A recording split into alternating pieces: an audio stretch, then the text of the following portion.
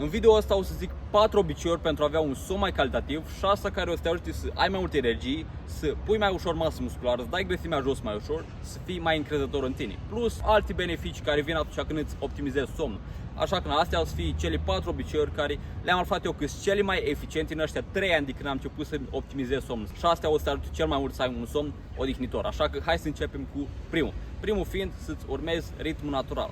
Și ce înseamnă asta mai exact? E bine, uite, aici mă refer să încerci să faci tot posibilul să te trezești fără alarmă. Și da, știu că sună cam extrem, sună destul de greu pentru că majoritatea persoanelor au școală, au job, facultate și nu prea e posibil lucrul ăsta. Dar înainte să bagi scuza asta, că da frate, e imposibil, eu nu pot să fac așa ceva, că am școală, am job.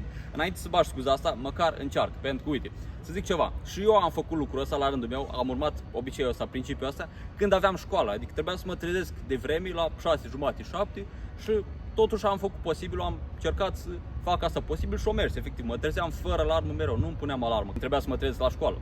Și aici ce ar putea să te ajute ca să faci asta mai ușor, e să faci așa un test, adică vezi când primești o săptămână liberă de la școală, de la job, facultate, vezi acolo, te culci la ora potrivită, dormi cât trebuie și vezi că ai tendința să dormi de obicei fără alarmă, adică zicem că tu te culci la 10 în săptămâna aia și te trezești pe la 7, 8, vezi acolo că ai tendința să dormi între 9 și 10 ori.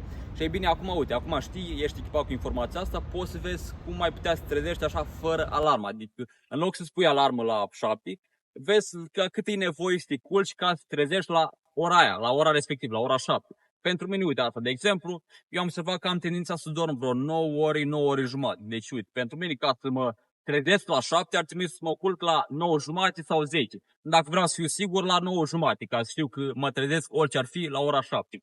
Poate în alte zile dorm mai mult, mai puțin, depinde. Și așa o să fiu sigur că mă trezesc la ora respectivă, la ora 7. Și în cazurile în care chiar trebuie să fii undeva la o oră fixă și nu ai cum să întârzi deloc și ceva important, atunci da, îți pui alarmă ca să fac și eu, îți dai seama. Nu poți să risc lucrul ăsta, deja nu te joci cu astea, doar că în alte cazuri, în cazul în care e posibil să faci lucrul ăsta, să te trezești fără alarmă, îți recomand să faci asta pentru că așa o să-ți oferi corpului somnul de care ai nevoie. O să te asiguri că dormi destul în primul rând, că contează cantitatea, să dormi cât trebuie și așa efectiv trezești corpul. Pentru că gândește-o, suntem singurile specii care își taie somnul intenționat. Adică nu vezi animale care să-și pună alarmă, să se trezească la ora 6, că așa trebuie să alungă. Nu, efectiv ele se trezesc când trebuie să se trezească. Și așa e normal, așa trebuie să îți dea pur și simplu corpul deșteptare. Nu trebuie să pui tu alarmă ca să te trezești. Așa o să fie cel mai bine și așa o să te obișnuiești. Da, în alte cazuri, de exemplu, îți mai pui alarmă și în timp te trezești înainte alarmei, că se reglează ceasul tău biologic, dar e bine și așa, adică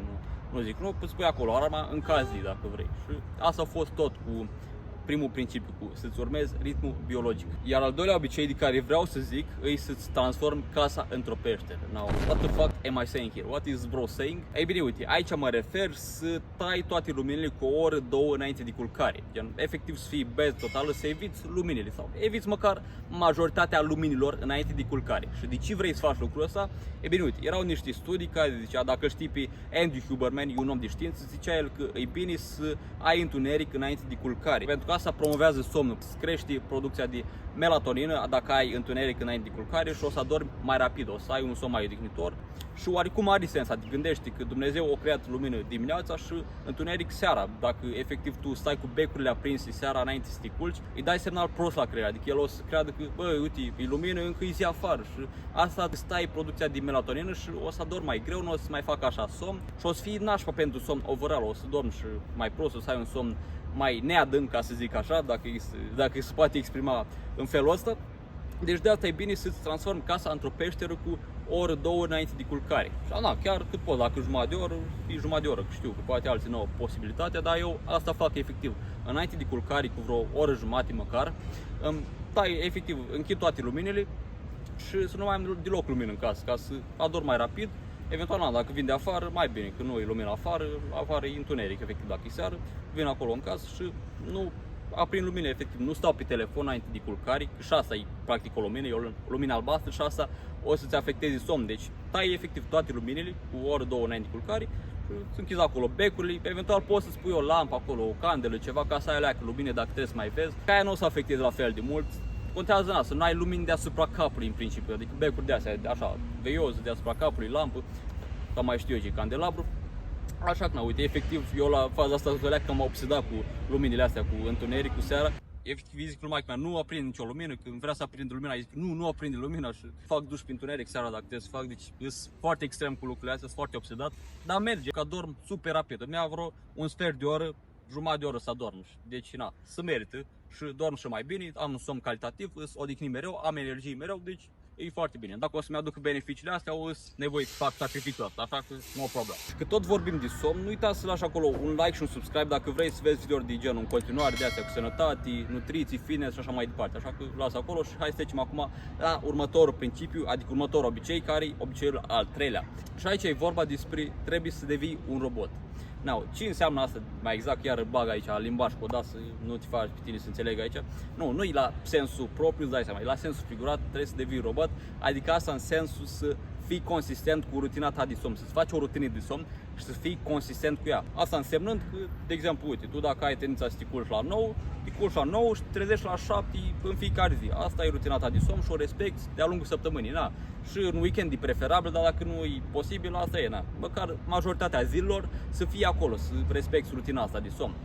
Asta din ce cauză? Pentru că uite, erau niște studii care ziceau că contează mult mai mult cât de consistent ești cu somnul, dar adică să dormi același număr de ore în fiecare zi, decât contează cât dormi exact. Adică mai degrabă să fii 7 ore în fiecare zi decât 9 ore așa spontan, adică într-o zi dormi 9 ore, apoi 11 ore, apoi 7 ore, apoi 5 ore și așa mai departe, să fie așa haotic. Mai degrabă dormi 7 ore în fiecare zi, o să fii mai bine, o să obișnuiască somnul, o să obișnuiască corpul cu rutina asta de somn și o să zic, uite bă, la ora asta mă culc, mă pregătesc de somn, o să-ți facă somn mai ușor și o să dormi și mai adânc. La orele alea în care corpul tău știi că tu trebuie să dormi, o să dormi și mai adânc.